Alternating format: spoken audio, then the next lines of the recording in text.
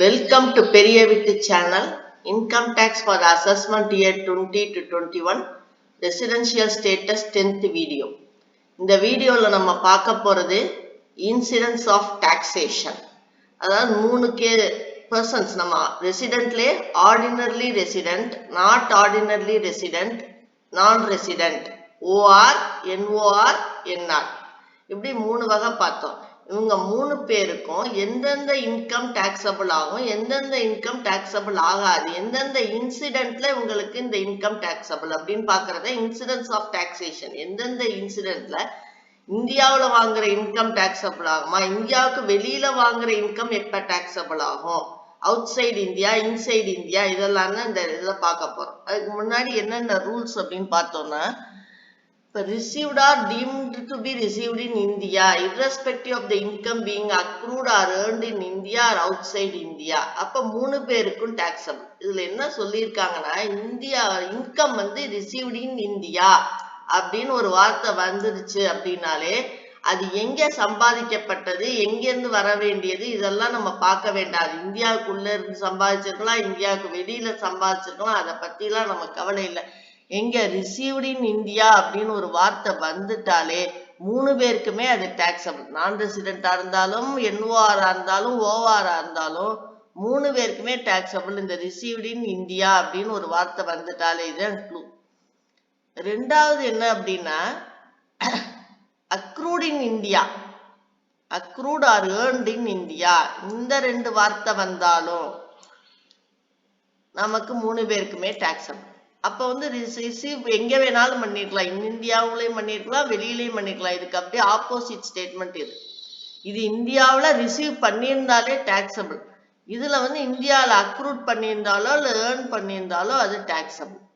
Problem உடையில உங்களுக்கு இன்னும் கிளியரா இருக்கும். இது இதெல்லாம் என்னன்னா received outside India. Received outside இந்தியான்னு வந்துட்டாலே நீங்க என்ன பார்க்கணும்னா, பிசினஸ் கண்ட்ரோல்டு இன் இந்தியாவான்னு பார்க்கணும்.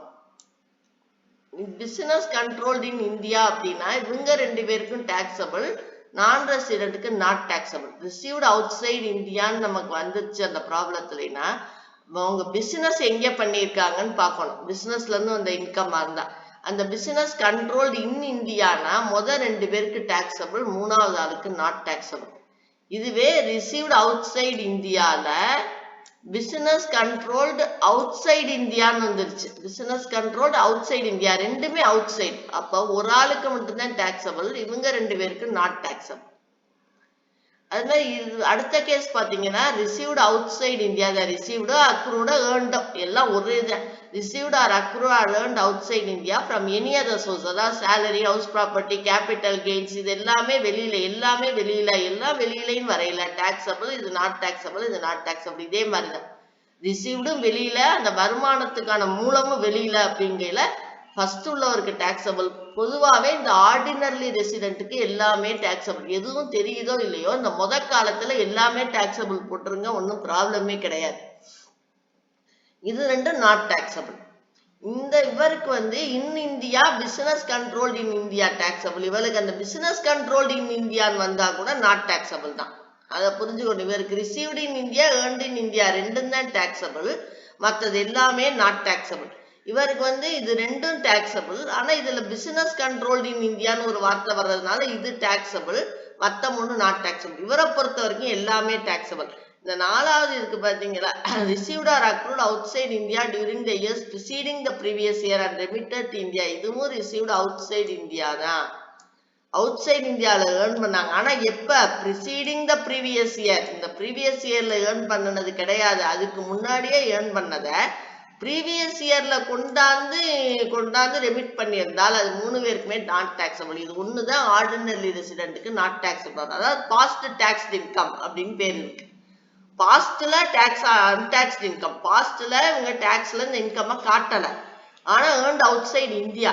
இந்த வருஷம் இந்தியாவுல கொண்டாந்து ரெமிட் பண்ணிட்டு ப்ரீவியஸ் இயர்ல காட்டுறாங்க. ப்ரீவியஸ் இயருக்கு முன்னாடி உள்ள வருஷங்கள்ல வந்த ஏர்னிங்ஸ ப்ரீவியஸ் இயர்ல கொண்டாந்து காட்டுறாங்க, பாஸ்ட் அன்டாக்ஸ்ட் இன்கம். அப்ப 3 பேருக்குமே நாட் டாக்ஸபிள். அதனால ஜென்ரலா எந்த காலம் யாருக்கு கேட்டிருக்காங்களோ அதை பார்த்து கணக்கு போடுங்க. 3 பேருக்கும் பெரிய ப்ராப்ளம் 10 மார்க் ப்ராப்ளம்லாம் வரையில 3 பேருக்கு தான் கேட்பாங்க. அதுல காலத்துல பாத்தீங்கன்னா இந்த பாஸ்ட் அன்டாக்ஸ் இன்கத்தை தவிர மிச்சம் எல்லாமே டாக்ஸபிள். இதுல ரெசீவ்ட் இன் இந்தியான்னு வந்தா மட்டும் டாக்ஸபிள், பிசினஸ் கண்ட்ரோல்ட் இன் இந்தியானாலும் டாக்ஸபிள், மற்றதெல்லாம் நாட் டாக்ஸபிள். இதுல பிசினஸ் கண்ட்ரோல்ட் இன் இந்தியான்னு வந்தா கூட நாட் டாக்ஸபிள் தான். இதை நல்லா ஒரு தடவை அப்படியே மனசுக்குள்ள வாங்கிக்கிங்க. இது மனப்பாடம்னா நீங்க பண்ண தேவையில்லை. இது புரிஞ்சுக்கிட்டீங்கன்னா ஈஸியா நீங்க கணக்கு போட்டுடலாம். இப்ப ப்ராப்ளம்ஸ்க்கு போவோம். Following are the details of the income of S for previous year 2019 to 20. Profits from business in US received in India rupees 50,000. Salary earned in UK received in India rupees 1 lakh. Salary earned in India received in UK 50,000. House property situated in India and rental income received in UK rupees 60,000 computed. Business control கம்ப்யூட்டர்னு கொடுத்தா நீங்க அந்த 30% of இதெல்லாம் கழிக்க வேண்டாம். அதுக்குதான் உங்க கம்ப்யூட்டர்னு கொடுக்கறது. Business control from India and income received in India 1 lakhs. Profits from business established in Japan rupees 1,50,000 deposited in a bank in Japan. Business is controlled from India. Consultancy income received in US from a profession set up there controlled from India rupees 50,000. Profits from business in UK received in USA and business control from there rupees 25,000. Consultancy income received in US from a profession set up there and control from there rupees 2 lakhs. Salary income earned and received in Singapore rupees 50,000. Dividend income on investment in foreign companies received in USA and deposited there rupees 50,000. Past untaxed foreign income brought into India during the previous year rupees 50,000. From the above details, ascertain income of S for previous year 19 to 20 if she is a resident, not ordinary resident, non-resident. 3 கேஸ்க்குமே கேட்டிருக்காங்க. என்னென்ன கொடுத்துருக்காங்கன்னா, first item ஒரு யூஎஸ்ல ஒரு business நடக்குது, அதனுடைய ப்ராஃபிட்ஸை இந்தியாவில் receive பண்றாங்க, ரிசீவ்ட் இன் இந்தியா. ரெண்டாவது, யூகேல ஒரு சேலரி ஏர்ன் பண்றாங்க, ஆனா அதை எங்க வாங்குறாங்க, இந்தியாவில் வாங்குறாங்க. மூணாவது, salary earned in India, இது இந்தியாவில் சம்பாதிச்ச சம்பளம், ஆனா யூகேல ரிசீவ் பண்றாங்க. நாலாவது, ஹவுஸ் ப்ராப்பர்ட்டி இந்தியாவில் இருக்கு, ஆனா ரெண்டல் இன்கம் எங்க வாங்குறாங்கன்னா யூகேல வாங்குறாங்க. அந்த இன்கம் யூகேல வாங்குறாங்க. ஏர்ன் பண்றது ஒரு இடம், வாங்குறது ஒரு இடம். இது யூஎஸ்ல பிசினஸ் இந்தியாவில் வாங்குறாங்க, இது யூகேல சம்பாதிச்சு இந்தியாவில் வாங்குறாங்க. இது சேலரி இந்தியாவில் சம்பாதிச்ச சேலரியை யூகேல ரிசீவ் பண்றாங்க. இது இந்தியாவில் இருக்க ஹவுஸ் ப்ராப்பர்ட்டிக்கு அந்த வாடகையை யூகேல ரிசீவ் பண்ணிக்கிறாங்க. இங்க பாத்தீங்கன்னா பிசினஸ் கண்ட்ரோல் ஃப்ரம் இந்தியா, இந்தியாவில தான் பிசினஸ் கண்ட்ரோல் ஆகுது, இன்கம் இந்தியாவிலே ரிசீவ் பண்றாங்க, ரிசீவ்டு இன் இந்தியா. எல்லாத்துலயும் ரிசீவ்டு எங்கன்னு முதல்ல பாத்துங்க, அதுக்கப்புறம் கணக்கு ஈஸியா இருக்கும். அதனாலதான் இந்த ரிசீவ்டுன்னு சொல்றதை நான் அண்டர்லைன் பண்ணிட்டே வரேன். இது profits from business established in Japan deposited in a bank in Japan. அப்ப ஜப்பான்ல தான் இது ரிசீவ் ஆயிருக்கு. Business is controlled from India. Consultancy income received in US from a profession set up there controlled from India 50,000. இங்க ஒரு consultancy income யூஎஸ்ல தான் அந்த இன்கம் ரிசீவ் பண்றாங்க, ஆனா அந்த ப்ரொஃபஷனை கண்ட்ரோல் பண்றது இங்க இந்தியால இருந்து, controlled from India. Profits from business in UK received in USA. Business control தான் அங்கதான் யூஎஸ்ஏல தான். Consultancy income received in US, இந்த ரிசீவ்ட் இன் மட்டும் நீங்க குறிச்சுங்க, அதுக்கப்புறம் மற்றதெல்லாம் பார்த்துக்கலாம். இது received in US from a profession set up there and control from there rupees 2 lakhs. Salary income earned and received in Singapore. Dividend income on investments in foreign companies received in USA. USAல receive பண்ணிருக்காங்க. இது past untaxed foreign income. புரிஞ்சா இது? இப்ப கணக்குல இந்த statement எழுதுங்க. நான் பிராக்கெட்ல எழுதியிருக்கிறது உங்களுடைய புரிதலுக்காக எழுதியிருக்கேன். இதை நீங்க கணக்குல எழுதணுங்கிறது இல்லை, எழுதினாலும் தப்பு கிடையாது, நீங்களும் எழுதியே போடலாம், ஆனா எழுதணும்னு அவசியம் இல்லை. இப்ப நான் அந்த கணக்கு திரும்ப இங்க ஸ்டேட்மெண்ட்டை காப்பி பண்ணியிருக்கேன். ப்ராஃபிட்ஸ் ஃப்ரம் பிசினஸ் 3 காலம் போட்டுங்க. ஃபர்ஸ்ட் சீரியல் நம்பர், பர்டிகுலர்ஸ், இது ரெசிடென்ட்டுக்கு, இது நாட் ஆர்டினரி ரெசிடென்ட்டுக்கு, இது என்ஆர்க்கு, இது 3 தான் காலம் வரும். First item profits from business in US received in India. என்ன கொடுத்திருக்காங்க? Received in India, income received in India. Received in இந்தியாங்கிற வார்த்தை வந்தாலே மற்ற அந்த பிசினஸ் ப்ராஃபிட் எங்க வந்திருக்கு, எதுல இருந்து வந்திருக்கு, எதுவுமே பார்க்க தேவையில்லை. அதனால சொன்னேன் இது ரொம்ப ஈஸி ப்ராப்ளம் வரும். Received in India, in India, received in India அப்படின்னு ஒரு வார்த்தை வந்தாலே மூணுக்கும் அந்த அமௌண்ட்டை போட்டுற வேண்டும். அதனாலதான் இந்த ரிசீவ்டு இன்ன மட்டும் குறிச்சுக்குங்க நீங்க கணக்குல. அதுதான் ரொம்ப முக்கியம். எதுலாம் ரிசீவ்டு இன் இந்தியா வந்திருக்கோ மூணுக்கும் டக்கு டக்கு டக்குன்னு போட்டுக்கிட்டுவாங்க. இங்க ஜென்ரலாவே ஃபர்ஸ்ட் காலத்துல எல்லா தொகையையும் போட்டுடலாம். சேலரி அடுத்தது பாருங்க, salary earned in UK received in India, received in India திரும்ப. அப்ப மூணுக்குமே 1 லட்சம். அது எங்க போயிருக்கு, எந்த நாட்டுல சம்பாதிச்சிருக்கோம் இதெல்லாம் பார்க்க தேவையில்லை. யூகேல சம்பாதிச்சாலும் சரி, யூஎஸ்ல சம்பாதிச்சாலும் சரி, இந்தியாவில சம்பாதிச்சாலும் சரி, ரிசீவ்ட் இன் இந்தியா. நம்மளை பொறுத்த வரைக்கும் ப்ராப்ளத்துல நம்ம கான்சென்ட்ரேட் பண்ற வேண்டிய வார்த்தை ரிசீவ்ட் இன் இந்தியா, கவனிக்க வேண்டிய வார்த்தை received in India. Salary earned in India received in UK. அப்ப இந்த இடத்துல ரிசீவ்ட் இன் இந்தியா அல்ல, என்ன வந்திருக்கு, received out side, received outside India. Out side இந்தியான்னு சொல்லும் போதுதான் நம்ம அடுத்த அதுக்கு முன்னாடி எங்க இருந்து என்ன அந்த கதையை போய் நம்ம பார்ப்போம். ரிசீவ்ட் இன் இந்தியானா நமக்கு அந்த டீட்டெயில்ஸ் எதுவுமே தேவையில்லை. இப்ப ரிசீவ்ட் இன் யூகேனா அவுட் சைடு இந்தியா அப்படின்னு வந்ததுனால நம்ம முன்னாடி போய் எந்த பணம் யூகேல ரிசீவ் பண்ணியிருக்காருன்னு நம்ம பாக்குறோம். அப்ப பார்த்தா சேலரி ஏர்ன்ட் இன் இந்தியான்னு வந்துருச்சு. அப்ப இந்தியாவில ஏர்ன் பண்ணியிருக்காரு அப்படின்னாலும் 3 பேருக்கும் டாக்ஸ். இந்தியாவில சம்பாதிச்சாலும் இந்தியாவில ஏர்ன் பண்ண ரிசீவ் பண்ணாலும் 3 பேருக்கும் டாக்ஸ். வெளியில ரிசீவ் பண்ணியிருந்தாலும் வெளியில ரிசீவ் பண்ணியிருக்காருன்னு சொன்னோன்னு தான் நம்ம போய் முன்னாடி பாக்குறோம். பார்த்தா அந்த பணம் இந்தியாவில தான் சம்பாதிச்சிருக்காரு, அதனால 3 பேருக்கும் டாக்ஸபிள். புரியுதா? இதெல்லாம் ரிசீவ்டு இன் இந்தியான்னு வந்ததுனால நம்ம முன்கதையை போய் பார்க்கவே இல்லை, அதை பத்தி நான் ஹிண்ட்ஸ் கொடுக்கவும் இல்லை. ஆனா இது ரிசீவ்டு இன் யூகேனா ரிசீவ்டு அவுட் சைடு இந்தியான்னு வந்ததுனால அப்ப அந்த பணம் எங்கேருந்து வந்திருக்குன்னு பார்த்தா இந்தியாவில சம்பாதிச்ச பணம், அதனால 3 பேருக்கும் டாக்ஸபிள். 4வது ஐட்டம் பாருங்க, house property situated in India and rental income received in UK ₹60,000. இதுல என்ன வந்திருக்கு, ரிசீவ்டு இன் யூகே. அப்ப received out side, received out side வந்துருச்சுன்னா முன் கதையை போய் நான் பாக்குறேன் முன்னாடி என்ன கொடுத்துருக்காங்க, எங்க இருந்து இந்த இன்கம் வந்திருக்குன்னு பார்த்தா இந்தியாவுல ஒரு ஹவுஸ் ப்ராப்பர்ட்டி சிச்சுவேட் பண்ணியிருக்கு, அதனுடைய வாடகை. அப்ப இந்தியாவில தான் அது ஏர்ன் பண்ணியிருக்காங்க. இந்தியாவில ஏர்ன் பண்ணியிருந்தால் 3 பேருக்குமே உண்டு. ரிசீவ்டு அவுட் சைடா இருந்தா கூட இங்க இன் இந்தியான்னு வந்துருச்சு, ஏர்ன்ட் இன் இந்தியான்னு வந்ததுனால 3 பேருக்கும் உண்டு. புரியுதா இது? அடுத்து 5வது, business control from India and income received in India ₹1 lakh. ஏற்கனவே சொன்னது போல ரிசீவ்ட் இன் இந்தியா அப்படின்னு வந்துட்டா 3 பேருக்கும் போட்டுருங்க. இந்த பிசினஸ் இந்தியாவிலயா வெளியிலயா எங்கேயுமே பார்க்க வேண்டாம். ரிசீவ்ட் இன் இந்தியான்னு வந்துருச்சா 3 பேருக்கும் போட்டுடலாம். அடுத்த ஐட்டம் பாருங்க, profits from business established in Japan ₹1,50,000 deposited in a bank in Japan, business is control from India. இப்பதான் நீங்க பார்க்கணும், என்ன பார்க்கணும், இது deposited in a bank in Japan அப்படின்னு போட்டதுனால income received outside India அப்படின்னு நம்ம புரிஞ்சுக்கிறோம். இன்கம் ரிசீவ்ட் அவுட் சைடு இந்தியான்னு வந்தா அதுக்கு முன்னாடி உள்ள கதையை பார்க்கிறோம், இன் இந்தியான்னு வந்தா அதுக்கு முன்னாடி நம்ம எதையுமே பார்க்க வேண்டாம்.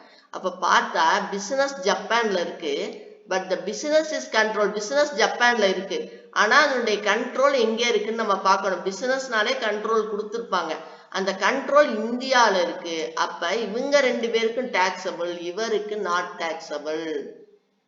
பிசினஸ் கண்ட்ரோல் பண்றாங்க, இந்தியால கண்ட்ரோல் பண்றாங்கன்னா இவங்க 2 பேருக்கு தான் டாக்ஸபிள், இவருக்கு நாட் டாக்ஸபிள். புரியுதா? இங்க 2 பேருக்கும் வரும், அவருக்கு வராது. ரிசீவ்ட் அவுட் சைடு இந்தியானா தான் நம்ம அதெல்லாம் போய் பார்க்கணும் என்ன காரணம் அப்படிங்கறதுல. Consultancy income received in US, அப்ப என்னது, ரிசீவ்ட் அவுட் சைடு இந்தியா வந்துருச்சா? சரி, அப்ப என்ன கதைன்னு பார்க்கணும். ஃப்ரம் அ ப்ரொஃபஷன் செட்டப் தேர், அதாவது யூஎஸ்ல ஒரு ப்ரொஃபஷன் செட்டப் பண்ணியிருக்காங்க, ஆனா எங்க இருந்து கண்ட்ரோல் பண்றாங்க, இந்தியால இருந்து கண்ட்ரோல் பண்றாங்க. அப்ப இவங்க 2 பேருக்கும் 50,000 வரும், இவருக்கு நாட் டாக்ஸபிள் வரும். இந்தியால இருந்து பிசினஸ் கண்ட்ரோல்டு அப்படின்னு வந்துட்டாலே இந்த 2 பேருக்கும் 50,000 வரும். அடுத்து profits from business in UK received in USA, received in யூஎஸ்ஏனா என்ன, ரிசீவ்ட் அவுட் சைடு இந்தியா. சரி, அப்ப பிசினஸ் இன்கம் கொடுத்துட்டாங்க. பிசினஸ் இன்கம்னா என்ன கொடுத்துருப்பாங்க, கண்ட்ரோல் கொடுத்துருப்பாங்க. எங்க கண்ட்ரோல் பண்றாங்களா, யூஎஸ்ஏல கண்ட்ரோல் பண்றாங்க. கண்ட்ரோலும் அவுட் சைட் பண்றதுனால இவருக்கு மட்டும்தான் 25,000 டாக்ஸபிள், இவங்க 2 பேருக்கும் கிடையாது. ஏன்னா பிசினஸ் வெளியில கண்ட்ரோல் பண்றாங்க. உள்ள கண்ட்ரோல் பண்ணாலும் வெளியில கண்ட்ரோல் பண்ணாலும் இவருக்கு கிடையாது.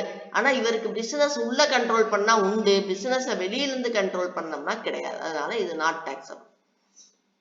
Consultancy income received in US, அப்ப என்ன அர்த்தம்? Received outside. அப்ப அந்த கதையை படி.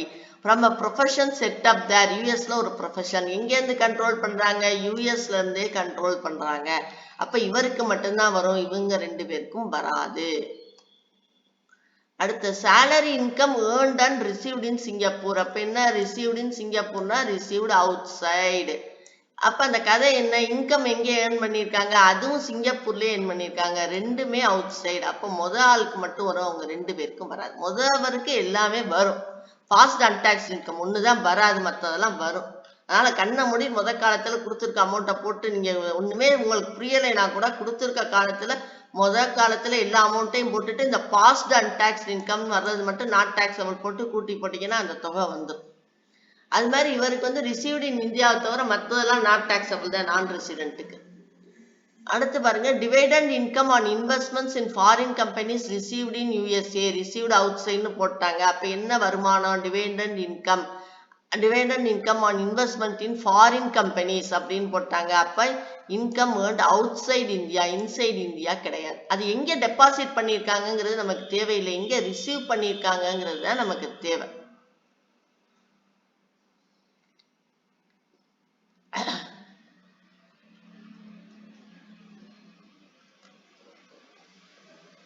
எங்க ரிசீவ் பண்ணியிருக்காங்க அப்படிங்கிறது. அப்போ வந்து என்ன? ரிசீவ் பண்ணியிருக்கிறது அவுட் சைடு இந்தியா அப்படின்னு வந்தாச்சு. ஆனா அதனுடைய வருமானம் எங்க? Earned outside India. Dividend income on foreign companies, அப்ப எல்லாமே அவுட் சைடு வர்றதுனால இவருக்கு மட்டும்தான் டாக்ஸபிள், இவங்க 2 பேருக்கும் இல்லை. Past untaxed foreign income brought into India தான் சொன்னேன். முன்னாடி டாக்ஸ் போடாம ப்ரீவியஸ் இயர்ஸ்க்கு முன்னாடி வர்ற இருக்க இன்கம்லாம் கொண்டாந்து இந்த ப்ரீவியஸ் இயர்ல சேர்த்தால் அது 3 பேருக்குமே டாக்ஸபிள் கிடையாது, நாட் டாக்ஸபிள். அப்புறம் அந்தந்த காலத்தில் உள்ள தொகையை கூட்டி போட்டீங்கன்னா அவங்களுடைய டோட்டல் இன்கம் கண்டுபிடிச்சிடலாம். இதுதான் இன்சிடென்ஸ் ஆஃப் டாக்ஸேஷன். ரிசீவ்டு தான் முக்கியமா நீங்க பார்க்கணும். ரிசீவ்டு இன் இந்தியா அப்படின்னு வந்துட்டா நமக்கு முன்னாடி டீட்டெயில்ஸ் தேவையில்லை. இது அதே மாதிரிதான் ரிசீவ்டு இன் இந்தியான்னு வந்ததுனால முன்னாடி டீட்டெயில்ஸ் தேவையில்லை. ஆனா ரிசீவ்டு அவுட் சைடு இந்தியான்னு வந்ததுனால முன்னாடி டீட்டெயில் பார்க்குறோம்.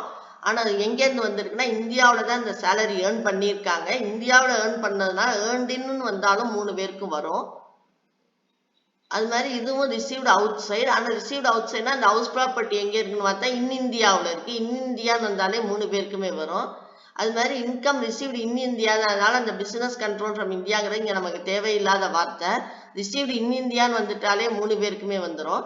இதுல வந்து received and deposited in Japan அப்படின்னு போட்டதுனால அவுட் சைடு இந்தியா. ஆனா அந்த பிசினஸ் இந்தியால இருந்து கண்ட்ரோல் பண்றதுனால இவங்க 2 பேருக்கு வரும், இவருக்கு வராது. அதே மாதிரி இது ரிசீவ்டு இன் யூஎஸ்னா அவுட் சைடு இந்தியா. ஆனா பிசினஸ் கண்ட்ரோல் ஃப்ரம் இந்தியான்னு கொடுத்ததுனால இவங்க 2 பேருக்கு வரும், மூணாவதுக்கு வராது. அடுத்து இது வந்து received in USA, received out side தான். பிசினஸும் கண்ட்ரோல் ஃப்ரம் அவுட் சைடு, ரெண்டும் அவுட் சைடு வரையில முதல் நபருக்கு மட்டும் வரும், இவங்க 2 பேருக்கு வராது. இதுவும் ரிசீவ்டு அவுட் சைடு தான், பிசினஸும் அவுட் சைடு. அதனால ரெண்டுமே அவுட் சைடு வர்றதுனால முதல் நபருக்கு மட்டும் வரும், இவங்க 2 பேருக்கும் வராது. இது வந்து ரெண்டுமே out side, received out side, earned out side. அதே மாதிரி தான் ரெண்டுமே அவுட் சைடா இருக்கையில முதல் ஆளுக்கு மட்டும்தான் வரும், மற்ற 2 பேருக்கு வராது. இதுவும் வந்து ரிசீவ்டு அவுட் சைடு தான். டிவிடெண்ட் இன்கம் ஆன் ஃபாரின் கம்பெனிஸ்ங்கிறதுனால ரெண்டுமே அவுட் சைடு. அப்போ முதல் ஆளுக்கு மட்டும் வரும், இவங்க 2 பேருக்கும் வராது. பாஸ்ட் அன்டாக்ஸ் இன்கம் 3 பேருக்குமே வராது. இப்போ இதுல இன்னொரு ப்ராப்ளம் பார்ப்போம்.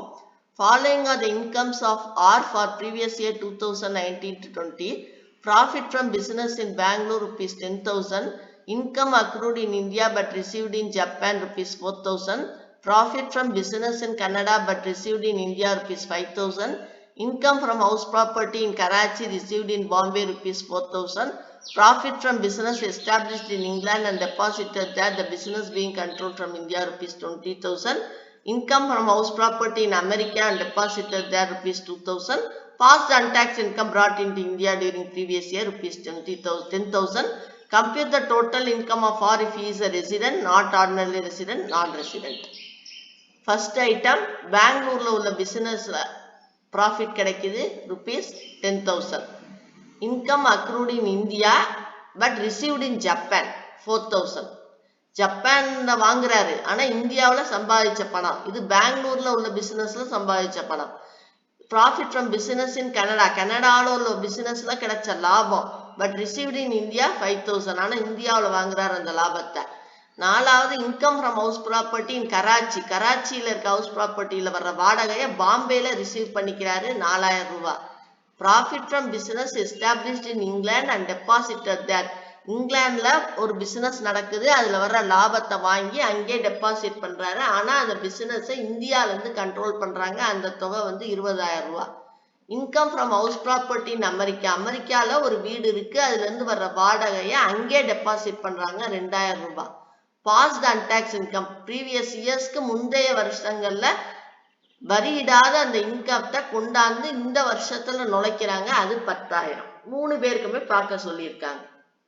அப்ப particulars, resident, not ordinary resident, non resident.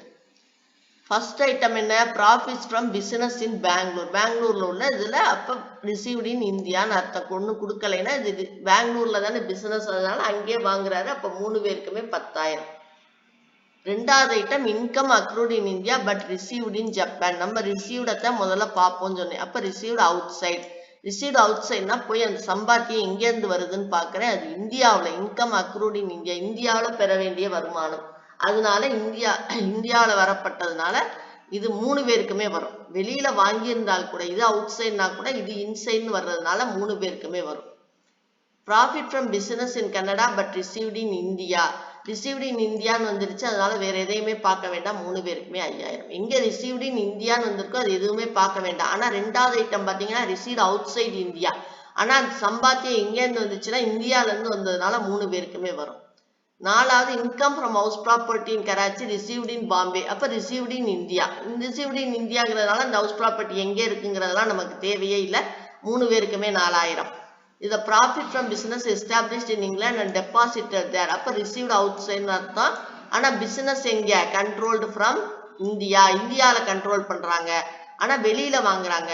அப்ப அதனால இவங்க 2 பேருக்கும் டாக்ஸபிள், இவருக்கு not taxable. Business control from India, வெளியில வாங்கினாலே நாட் டாக்ஸபிள், ஆனா பிசினஸ் கண்ட்ரோல் ஃப்ரம் இந்தியாங்கிறதுனால இவருக்கு taxable.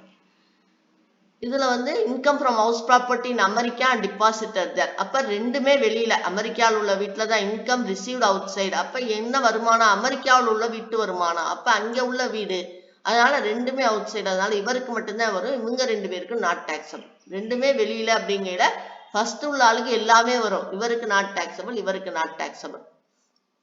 Past untaxed income அப்படின்னு வந்தாலே 3 பேருக்குமே நாட் டாக்ஸபிள். அந்தந்த காலத்தில் உள்ளதை கூட்டி போட்டீங்கன்னா அவங்களுக்குள்ள டோட்டல் இன்கம் வந்து புரியுதா? இன்கம் ரிசீவ்டு இன் இந்தியா அப்படின்னு வந்ததுனால எதுவுமே பார்க்கல, 3 பேருக்கும். தேர்ட் ஐட்டம் இன்கம் ரிசீவ்டு இன் இந்தியான்னு வந்ததுனால எதுவுமே பார்க்க வேண்டாம், 3 பேருக்கும் போட்டுருங்க. ஆனா second item received in Japan வந்ததுனால அது என்ன இன்கம்னு பார்த்தா அது இந்தியாவில் இருந்த இன்கம், அதனால 3 பேருக்கும் போட்டுடலாம். ஃபோர்த் வந்து ரிசீவ்டு இன் இந்தியா, அதனால 3 பேருக்கும் போட்டுடலாம். ஃபிஃப்த் வந்து என்னன்னா ரிசீவ்ட் அவுட் சைடு இந்தியா, அதனால அந்த கதையை போய் பார்த்தோம்னா அந்த பிசினஸ் வந்து இந்தியாவில் கண்ட்ரோல் பண்றாங்க, அப்போ முதல் 2 பேருக்கு மட்டும் உண்டு, மூணாவதுவருக்கு கிடையாது. இந்த ஐட்டம் பார்த்தீங்கன்னா வெளியில தான் வாங்குறாங்க, deposit received outside India, அதே சமயம் அமெரிக்காவில் உள்ள ஹவுஸ் ப்ராப்பர்ட்டி, அப்ப அந்த ஏர்னிங்ஸும் அவுட் சைடு இந்தியா, ரெண்டுமே அவுட் சைடு இந்தியா அப்படிங்கிறதுனால முதல் ஆளுக்கு மட்டும் உண்டு, இவங்க 2 பேருக்கு not taxable. Past untaxed income 3 பேர். அதனால நீங்க நல்லா யோசிச்சு இன்சைடு இந்தியாவா அவுட் சைடு இந்தியாவான்னு முதல்ல பார்த்தீங்கன்னா போதும். ரிசீவ்டு இன் இந்தியானா வேற எதையுமே பார்க்க வேண்டாம், போடுங்க. ரிசீவ்டு அவுட் சைடு இந்தியானா பாருங்க. ஜென்ரலா இந்த ஃபர்ஸ்ட் காலத்துல எல்லாத்துக்குமே வரும், பாஸ்ட் அண்ட் டாக்ஸ் இன்கம் தவிர. இதை நல்லா நோட் பண்ணிக்கிங்க. Continue watching. Please subscribe. You can see the next video.